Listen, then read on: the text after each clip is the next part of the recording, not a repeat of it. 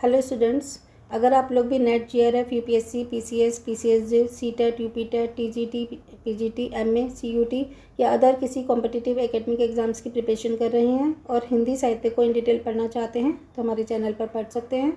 हम इसकी in detail तो स्टडी कर ही रहे हैं और साथ के साथ वो टॉपिक वाइज क्वेश्चन आंसर भी कवर करते जा रहे हैं। वो सीरीज़ तो अलग चल रही है। आज से हम एक नई सीरीज शुरू कर रहे हैं जिसमें 10,000 plus one liner question answer करेंगे, जिसमें हम 50 क्वेश्चन हर वीडियो में क्या करेंगे। तो चलिए स्टार्ट करते हैं हिंदी साहित्य को। इसका पहला चैप्टर है हिंदी भाषा और उसका विकास। तो इसमें हम पढ़ने वाले हैं टॉपिक वाइज, जितने भी क्वेश्चन बनते रहेंगे। ये सब मैं अरिहंत की बुक से करा रही हूँ, बहुत ही ऑथेंटिक बुक है। तो इसी को पढ़कर मैंने इसी से नोट्स बनाए थे और अपना यूजीसी नेट क्वालिफाई किया था फर्स्ट अटेम्प्ट में। तो चलिए स्टार्ट करते हैं हिंदी की ऐतिहासिक पृष्ठभूमि से रिलेटेड क्वेश्चंस। तो इसमें पहला क्वेश्चन है, संसार की प्रत्येक भाषा की व्यवस्था कैसी होती है। तो संसार की प्रत्येक भाषा की व्यवस्था होती है सिद्धांतिक। हिंदी कैसी भाषा है? हिंदी भारतीय आर्य भाषा है। हिंदी शब्द का मौलिक अर्थ क्या है? हिंदी शब्द का मौलिक अर्थ है भारतीय। नेक्स्ट क्वेश्चन है, भारत के अर्थ में हिंदी का सर्वप्रथम प्रयोग किसने किया था? वो किया था फारसियों और अरबों ने।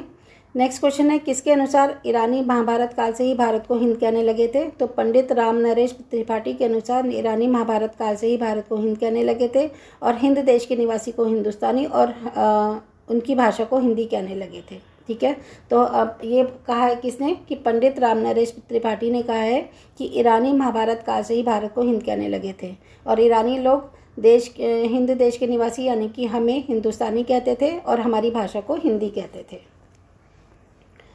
अब नेक्स्ट टॉपिक आ गया हमारा भारतीय आर्य भाषाएं। तो विश्व में लगभग कितनी भाषाएं हैं? तो विश्व में लगभग 3000 भाषाएं हैं। विश्व की भाषाओं को कितने भाषा परिवारों में विभाजित किया गया है? तो विश्व की भाषाओं को 12 भाषा परिवारों में विभाजित किया गया है।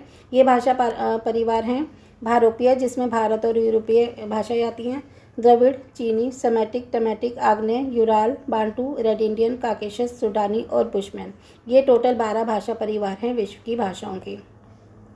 नेक्स्ट क्वेश्चन है, भारतीय आर्य भाषाओं को कितने कालों में विभाजित किया गया है?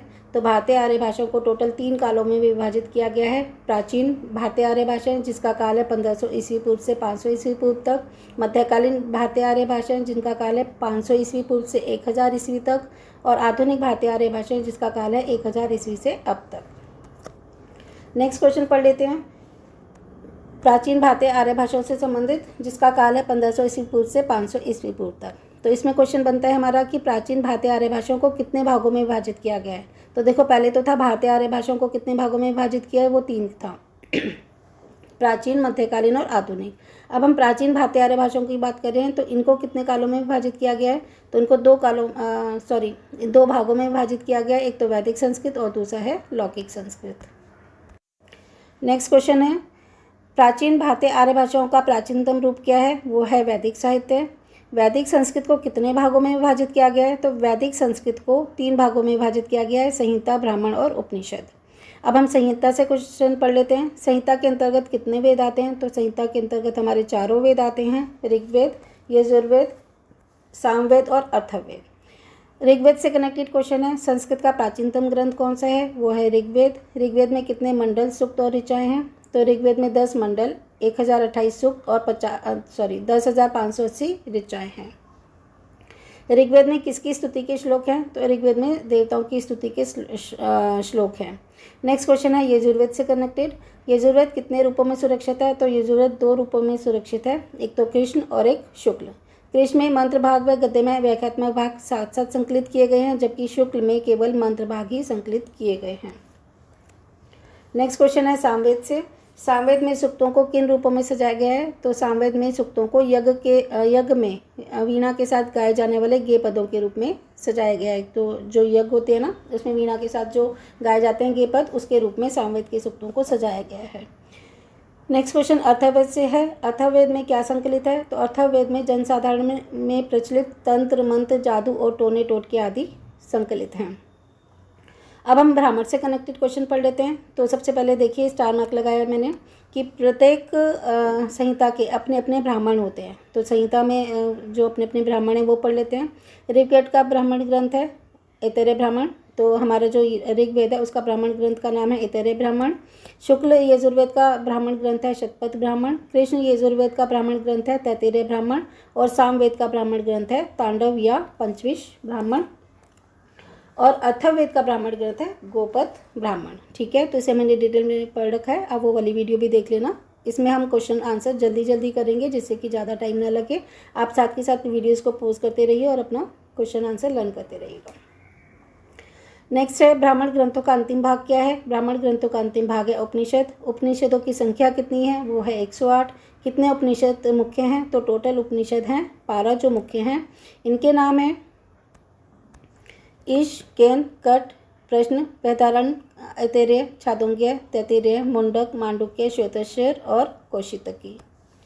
नेक्स्ट क्वेश्चन है हमारा, विद्वानों ने वैदिक ध्वनियों की संख्या कितनी मानी है। बहुत इंपॉर्टेंट क्वेश्चन है, ध्यान से देखिएगा। तो विद्वानों ने वैदिक संस्कृत ध्वनियों की संख्या मानी है 52, जिसमें 13 स्वर हैं और व्यंजन है 39। तो कितने स्वर कितने व्यंजन कौन कौन से होते हैं, जब हम व्याकरण की वीडियोस करेंगे ना, वीडियोस बनाएंगे उसमें बताया जाएगा ढंग से। अभी फ़िलहाल आप ये याद रखिए कि वैदिक ध्वनियों की संख्या 52 है, जिसमें 13 स्वर और 39 व्यंजन है। 39 कैसे, 35 तो है ही हैं, साथ में 4 और हैं। कौन से, अनुस्वार, विसर्ग, जीवामूल्य और उपधामानीय। ठीक है, तो जीवामूल्य में क होता है, का के नीचे नुक्ता लगा दो और खा के नीचे नुक्ता लगा दो तो ये जीवामूल्य होते हैं। और उपधामानीय होते हैं प के नीचे नुक्ता और फा के नीचे नुक्ता। ओके, नेक्स्ट क्वेश्चन है, वैदिक संस्कृत में लिंगों की संख्या कितनी है। तो वैदिक संस्कृत में टोटल 3 लिंग होते हैं, पुल्लिंग, स्त्रीलिंग और नपुंसक लिंग। ठीक है, इसको याद रखिएगा क्योंकि इससे आगे भी आएगा, जिसमें सिर्फ 2 तरह के लिंग और 2 तरह के ही वचन होते हैं। तो वैदिक संस्कृत में लिंगों की संख्या 3 है। अब पूछा जाता है कि वैदिक संस्कृत में वचनों की संख्या कितनी है। तो वचनों की संख्या भी 3 है वैदिक संस्कृत में, एक वचन, द्विवचन और बहुवचन। तो ये हमारे वैदिक संस्कृत से कनेक्टेड क्वेश्चन थे। अब हम पढ़ते हैं लौकिक संस्कृत से कनेक्टेड क्वेश्चंस। लौकिक संस्कृत के मुख्य ग्रंथ कौन से हैं। तो लौकिक संस्कृत के मुख्य ग्रंथ पाणिनि द्वारा लिखे गए हैं। जो पहला है अष्टाध्यायी, दूसरा है रामायण, तीसरा है महाभारत और चौथा है पुराण। नेक्स्ट क्वेश्चन है, लौकिक संस्कृत में वर्णों की संख्या कितनी है। तो लौकिक संस्कृत में टोटल 48 वर्ण हैं, जबकि वैदिक संस्कृत में 52 थे। तो 4 वर्णों का लोप हो गया है, ल, लह, जीवामूल्य और उपधामानीय। इन वर्णों का लोप हो गया है। अब हम सिर्फ प लिखते हैं तो प ही लिखते हैं, नुक्ते वाला प नहीं लिखते, नुक्ते वाला फ भी नहीं लिखते, और क और ख भी नुक्ते वाला नहीं लिखते हैं। तो उपधामानीय भी हमारे लोप हो गए हैं और जीवामूल्य भी लोप हो गए हैं, और साथ में ल और लह भी लोप हो गए हैं। क्वेश्चन नंबर 32 है कि किसने वैदिक संस्कृत की अपेक्षा क्रिया रूपों और धातु रूपों में विशेष अंतर आ गया है। तो कौन सी क्या है जिसमें वैदिक संस्कृत की अपेक्षा क्रिया रूपों और धातु रूपों में विशेष अंतर आ गया है, वो है लौकिक संस्कृत में। तो हमारा प्राचीन भारतीय आर्य भाषाओं से जो कनेक्टेड क्वेश्चंस थे वो अब समाप्त हो गए हैं। हमारी सेकेंड भारतीय आर्य भाषा है मध्यकालीन भारतीय आर्य भाषा। तो इससे कनेक्टेड क्वेश्चन देख लेते हैं। क्वेश्चन नंबर 33 है, मध्यकालीन भारतीय आर्य भाषाओं का काल क्या है। वो है 500 ईस्वी पूर्व से 1000 ईस्वी तक। ध्यान रखिएगा, ये ईस्वी पूर्व है और फिर 1000 ईस्वी है। तो जो पूर्व वाले उल्टे चलते हैं, जैसे 1500 आएगा, फिर 1000 आएगा, फिर 500 आएगा, फिर ये तो ईस्वी पूर्व के हैं। उसके बाद जब सीधा चलेंगे ना, तो फिर 500 ईस्वी, 1000 ईस्वी इत्यादि, इस तरह से चलता है। तो मध्यकालीन भारतीय आर्य भाषाओं का काल है 500 ईस्वी पूर्व से 1000 ईस्वी तक। नेक्स्ट क्वेश्चन है, किसके जन्म तक भारतीय आर्य भाषा विकास के मध्यकाल में प्रवेश कर चुकी थी। वो था भगवान बुद्ध के जन्म तक भारतीय आर्य भाषा मध्यकाल में प्रवेश कर चुकी थी। तो मध्यकाल में भगवान बुद्ध के ही ज़्यादातर उपदेश और बौद्ध साहित्य इसमें लिखा गया है। 1500 वर्षों में भारतीय आर्य भाषा किस रूप में विकसित हुई। तो 1500 वर्षों में भारतीय आर्य भाषा प्राकृतिक और अपभ्रंश के रूप में विकसित हुई। तो प्राकृतिक और अपभ्रंश के बारे में हम ये आगे डिटेल में पढ़ेंगे।